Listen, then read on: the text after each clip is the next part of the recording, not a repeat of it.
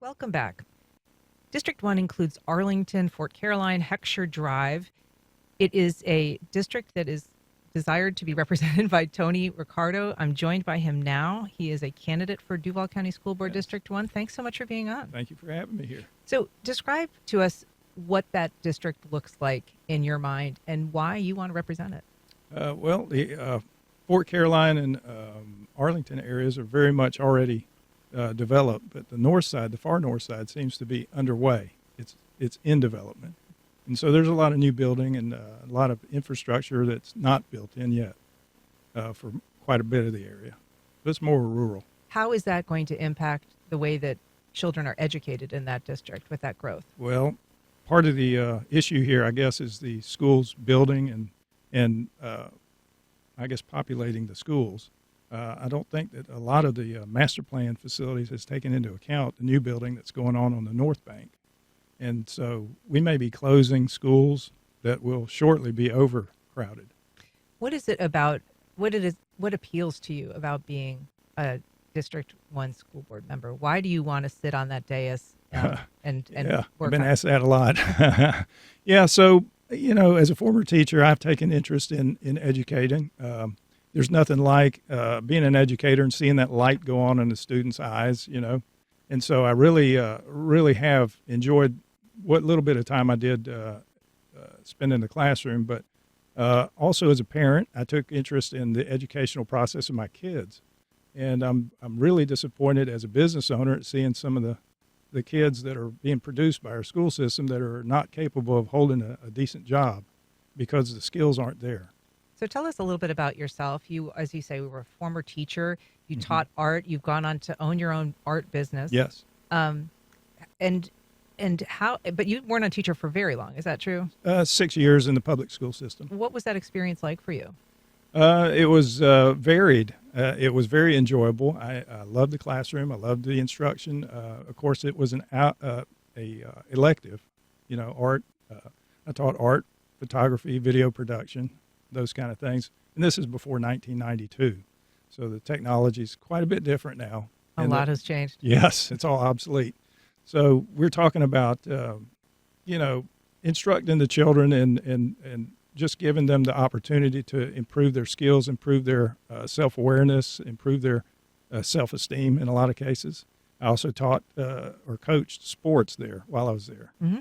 And you've also painted, I think, a number of high school mascots? Yes. Any Huge that we would number. recognize? There's a few here, but I think they're probably sanded off by now. Those things only last about 10 to 12 years. Okay. And I've been doing this for like 30. So you are facing Dr. Nadine Embry in the August 20th primary, which is Yes. close upon us. Coming right up, yeah. We had her on recently. This seems, out of all of the school board races, perhaps the most stark in terms of having one candidate that appears to be very conservative, one candidate that appears to Yes. be fairly progressive.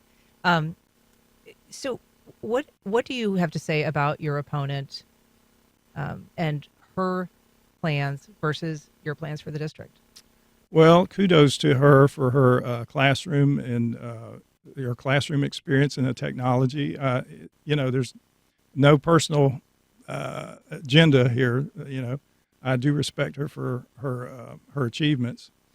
I just believe that some of these, programs that she's endorsed or supports is just not productive for students. It takes away from their instructional time and unnecessarily makes the teacher's job a little tougher in the classroom. And, we just need to get back to basics. And what kinds of programs that she supports concern you particularly? I believe the DEI initiatives and some of the other things like that, they're just, if they're racial quotas, then and trying to, address the kids by a proper pronoun, it takes away from the classroom instruction time. It's unnecessarily distracting, and it takes away from a lot of the instructional ability the teacher has to do. One of the things that Dr. Embry raised when she was here was concerns about who is endorsing you. Yes. And I just wanted to run through some of those endorsements. Sure. The governor, Ron Yes. DeSantis, has endorsed you. Yes. Former city councilman Al Ferraro Mhm. and current councilman Mike Gay. Yes. Moms for Liberty, Right. the Fraternal Order of Police, the Duval County Republican Liberty Caucus, Right. and Stand for Jacks. Right. Those organizations, some of them very high profile, all of them fairly conservative. How do you describe yourself politically? Well, I've been a lifelong conservative. I've voted conservative since 1978. First time I could, vote. I've been a conservative.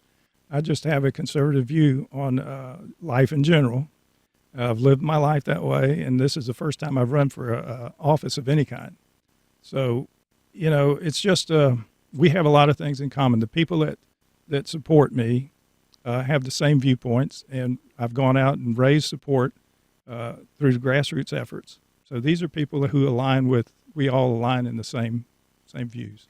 I'm talking to District 1 Duval County School Board candidate Tony Ricardo, and he's here to answer your calls and questions. You can reach us at 904-549-2937, or you can email firstcoastconnect@wjct.org, or you can reach out on social media. We have a message on Facebook from Holly. What are concerns Tony has seen with Duval County Public Schools? What are some of the concerns? Well, the one that got me into this race, I guess the final straw was the school books, the inappropriate school books in the classrooms or in the libraries where minors could reach them.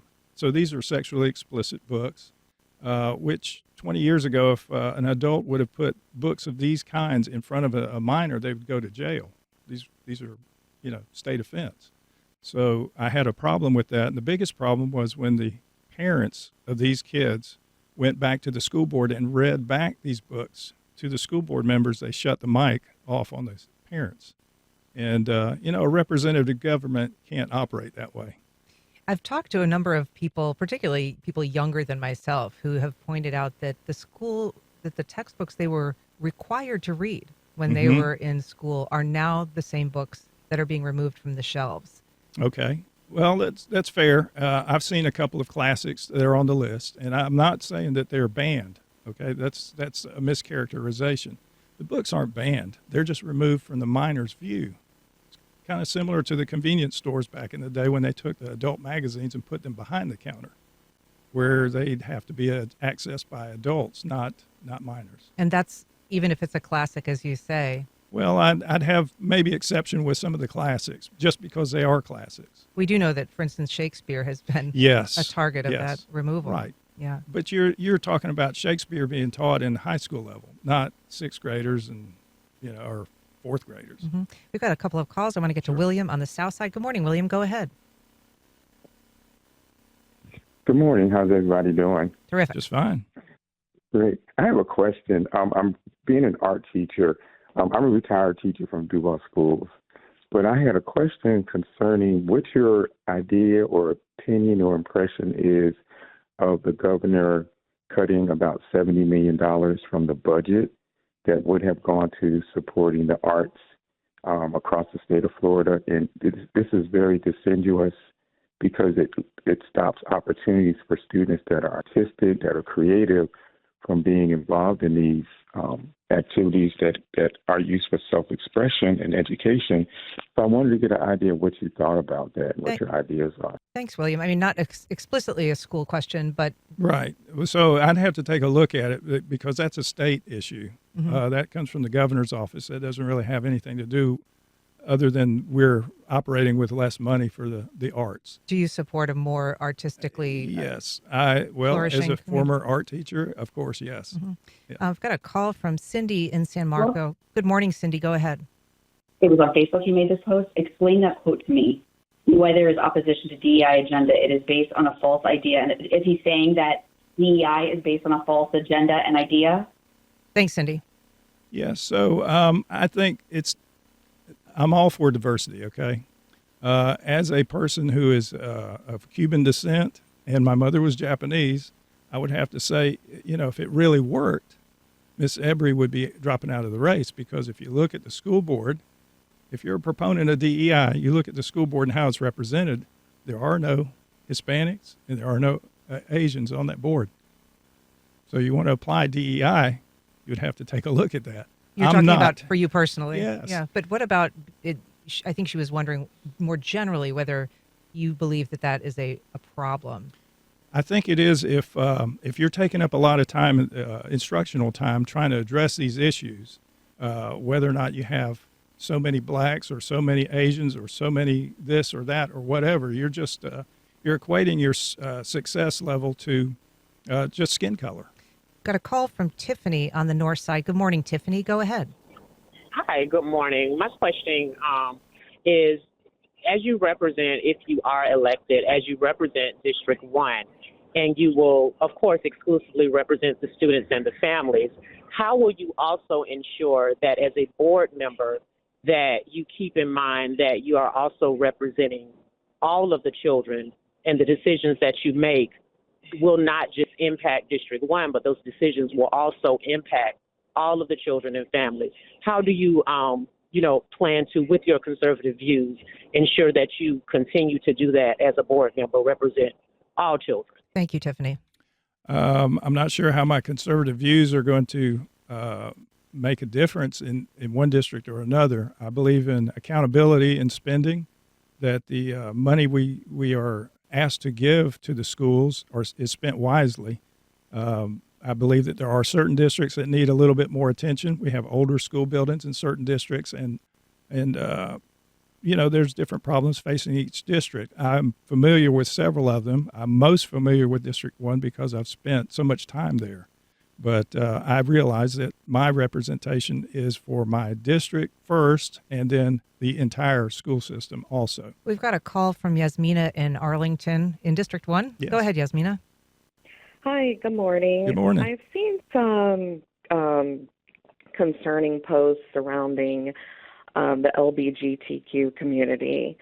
How do you plan to support those communities of students in DCPS holistically, Do you mean considering your views? do you mean posts by Mr. Ricardo? Yes.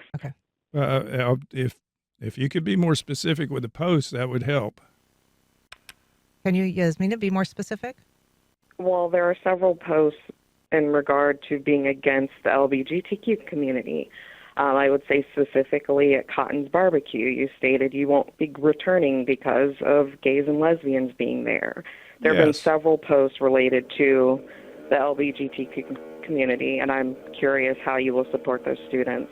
Okay. Well, specifically that in that instance, I was a very good customer at Cotton's Barbecue for a long time, which I still, it's a great place to go, but they were having some sort of an adult game night there.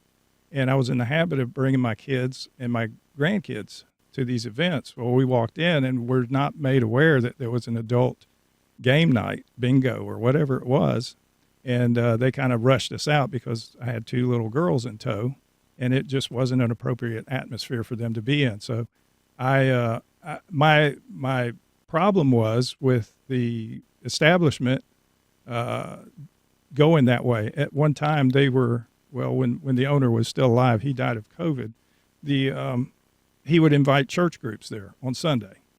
So it changed. And when you say adult, was there some connection to the LGBTQ community? Yes, it was drag dress up night or something. I don't remember what it was exactly because we went in, saw what was going on, and got ushered out really quick because of the kids. All right. I've got a couple of moments for a few more calls here. Peter, can you just briefly go ahead?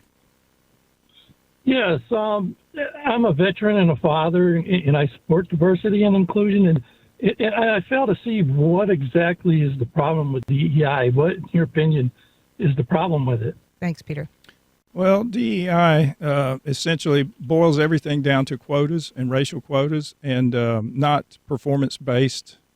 And we saw arguably an example of that this past weekend with the president and his Secret Service detail, which, this is not a school board issue, but it reflects what we can expect from DEI initiatives. What's the connection there? Well, his security team was not, for one, not tall enough to protect him, and they showed some, lack of professional behavior. What does that have to do with That's DEI? just an outworking of DEI. So under the last, and I didn't want to get really in the weeds with this, but under the last hearings with the director of Secret Service, she is a proponent of DEI hires. So these people were not the best qualified for the job. They fit a quota And for hiring. I got you. You're saying that people that were protecting the president were not. We're not the best for that job. Not that they weren't great agents. They were just not the best for that job. All right. So much to talk about. We Yes. are out of time, but there is a panel, a discussion Coming up tomorrow Yes. At JPEF. JPEF. Okay. Right. People can find that information on the JPEF website. Tony Ricardo, thank you so much for being here. Thank you for having me. I appreciate it.